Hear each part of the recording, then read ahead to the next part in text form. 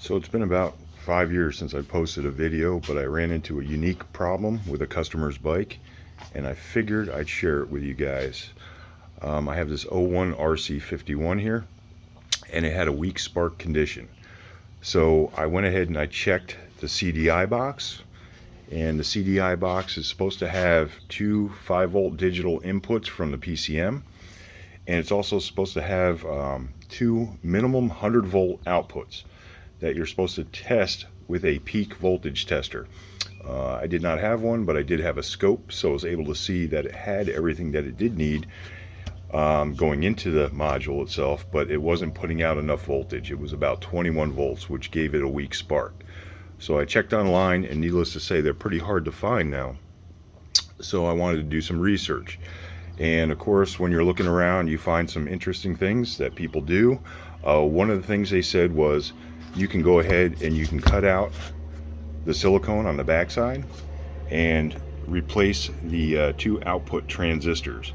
Of course, you're going through some black silicone. You can't see exactly where you're at, and I went ahead and cut too far, and it's kind of hard to see, but I cut a couple resistors, so I damaged it and couldn't repair it.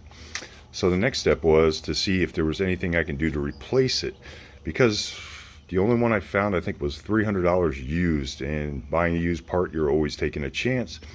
So I went ahead and did some of my own research, and I found a couple other CDI boxes, which you guys might see online. I actually bought them off of eBay right here.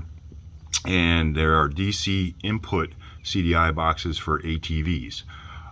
These happen to come from a shop or a store that had called them Honda ATV CDI boxes.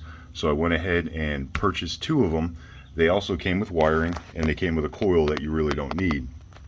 So I went ahead and wired those two up, one for each cylinder, and it fired off perfectly fine. So let me show you the setup I have in here.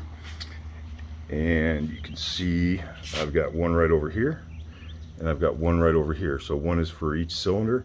Thing fires up and runs perfect, and it cost me about 30 bucks. So you can save several $100s by doing this.